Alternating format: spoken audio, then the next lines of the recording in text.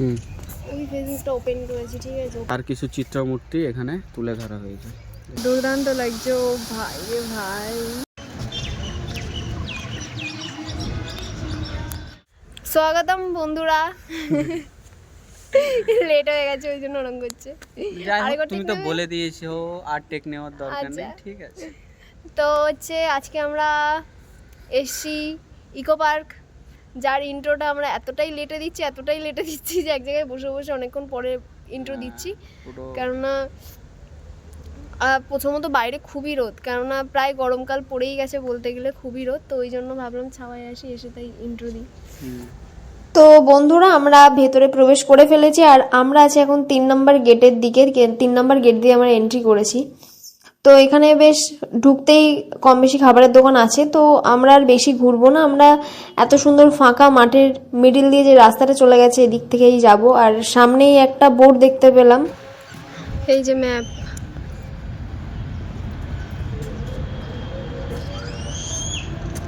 ভাবো কটা গেট আছে, 1 নম্বর 2 নম্বর 3 নম্বর 4 নম্বর।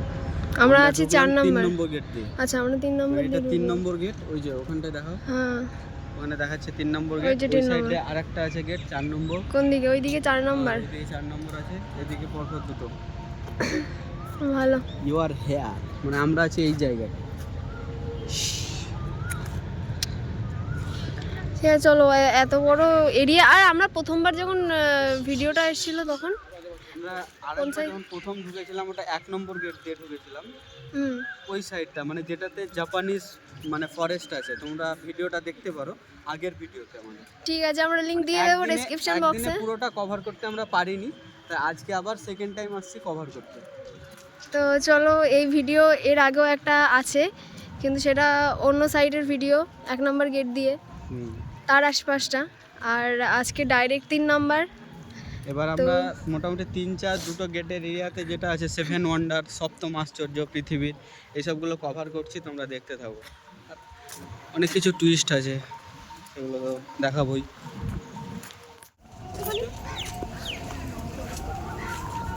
তো আমরা এখন ভুলভুলাইয়ের মধ্যে যাচ্ছি। যদিও এটা ভুলভুলাইয়ার নয়, এটা হচ্ছে বাংলার ইতিহাসের ঐতিহ্য একটা উদ্যান। সরি, ওই বাংলারই কিছু ইতিহাস আছে, সংগ্রাম, স্বাধীনতা সংগ্রাম, সব কিছু। অ্যাকচুয়াল ভুলভুলাইয়ার মতো দেওয়ালগুলো কিন্তু সেই ভুলভুলাইয়ার মতো। এখানে সবার আছে, দেখাই দিক। আনন্দমঠ, বঙ্কিমচন্দ্র চট্টোপাধ্যায় এবং বাংলায় নবন্যাস। একদম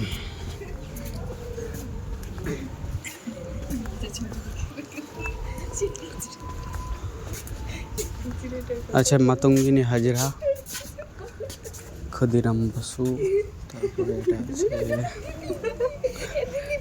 শরৎচন্দ্র চট্টোপাধ্যায়, দ্বিজেন্দ্রলাল রায়, সরোজিনী নাইডু। হ্যাঁ, লাইটিংটা খুব, এইগুলোতেই ফোকাস করে। চলো বাংলার ঐতিহ্যটা একটু কাছ থেকে ছুঁয়ে দেখি।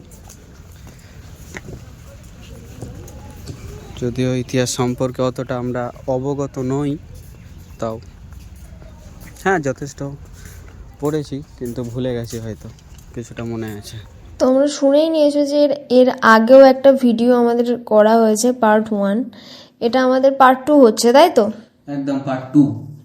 কিন্তু এটাও এন্ডিং না। আমরা জানি না ভিডিওটা কতটুকু আজকে শেষ করতে পারবো কিনা, কেননা পার্কটা সত্যিই বড়। তো তোমরা যারা এসছো অবশ্যই কমেন্ট করে জানাবে আমাদের, আর যারা আসুনি তারা তো অবশ্যই আসবে, কারণ যথেষ্ট বড় পার্ক এটা। এখানে আসো, ঘুরে যাও, কারণ ইকো পার্কটা আমার মনে হয় না যে একদিনে পুরোটা ভালোভাবে কভার করতে পারবে।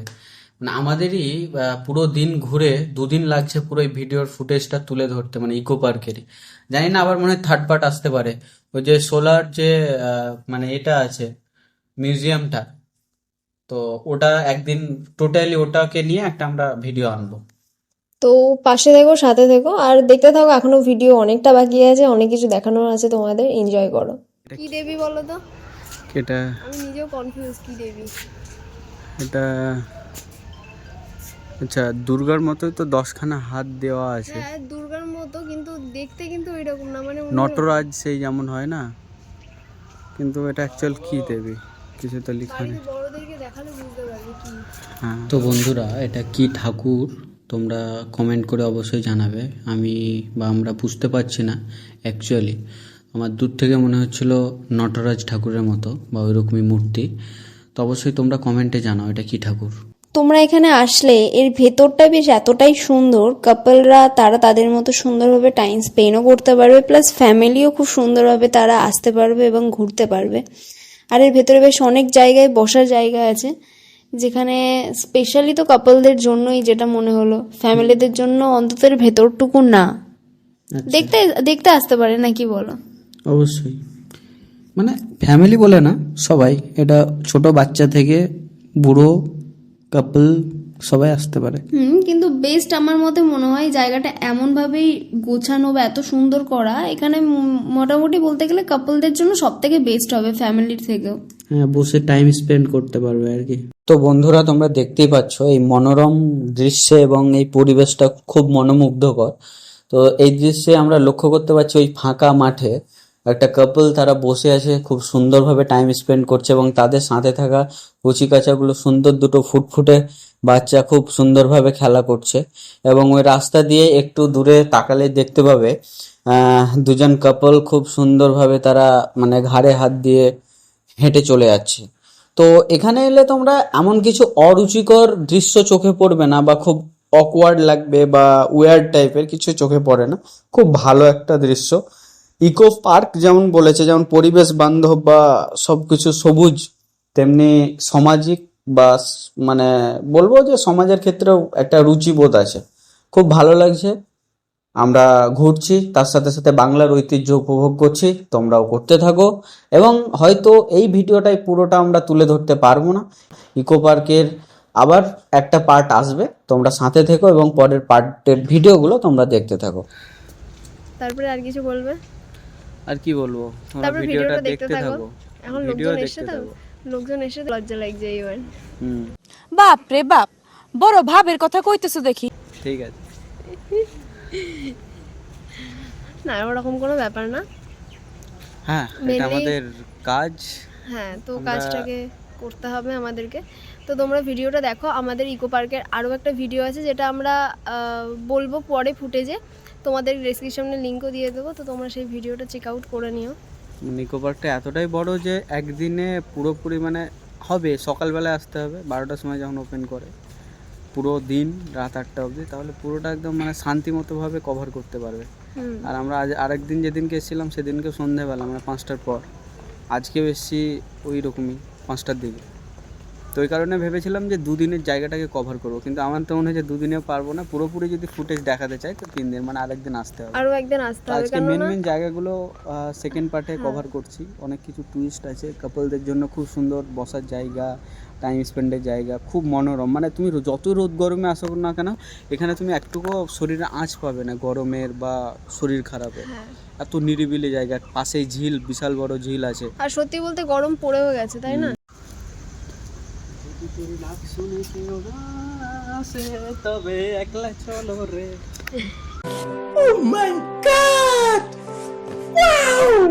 একলা চলো একলা চলো একলা চলো রে, শুনে কেউ না আসে তবে একলা চলো রে।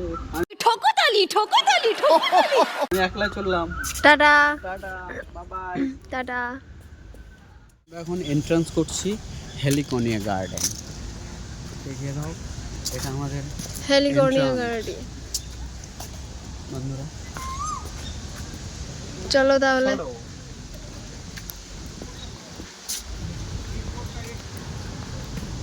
বাহ কি সুন্দর দেখতে। আর এর মাঝখানে যদি দুটো কাপল হাত ধরে হাঁটছে, আর তো আরো ভালো লাগছে দেখতে। ও মা গো টুরুলা, কি সুন্দর জায়গা। সবচেয়ে সুন্দর দৃশ্য।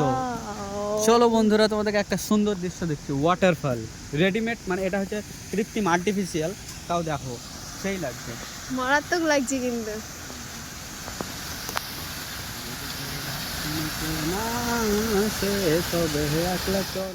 সূর্যি মামা দেখো উঁকি দিচ্ছে ওখান থেকে। দুর্দান্ত লাগছে ও ভাই রে ভাই, এরকম জায়গায় এসে শান্তি আছে। কি দুর্দান্ত রাস্তা না? খুব সুন্দর, দুর্দান্ত। উফ, সত্যি। এই গেটটা বন্ধ, ব্রিজের উপরে ওঠা যেত এখানে, কিন্তু গেটটা বন্ধ আছে। বসতে হবে, 5:30 বাজে। চলো ওই দিকটায় যাই, এবার সপ্তম আশ্চর্য দেখাবো বন্ধুদের। সপ্তম আশ্চর্য তোমরা দেখতে পাবে, কিন্তু তোমাদের তার জন্য আরও একটু ওয়েট করতে হবে আমাদের পার্ট 3 দেখার জন্য। আর আমাদের এই ভিডিওটা ভালো লাগে সবাই লাইক শেয়ার ও কমেন্ট করে দিও। আর আমাদের কোথাও কোনো নতুন কিছু চেঞ্জেস লাগলে, কিছু তোমাদের কিছু খারাপ লাগলে, সেটা অবশ্যই তোমরা কমেন্টে জানাবে, সেটা তোমাদের অধিকার আছে। আর ভিডিওটা কেমন লাগছে তোমাদের সেটাও তোমরা কমেন্টে জানাবে। আমরা ইন্সপিরেশন পাই তোমাদের এই একটা কমেন্টের, একটা লাইকের জোরে। তো আবারও দেখা হবে আমাদের নতুন কোনো একটা ভিডিওতে। ভালো থাকবে, সুস্থ থাকবে সবাই। টাটা, বাবাই। All my life holding all of it closely. I played it innocent, a feel of discontent. I'm finally facing it all, fearless.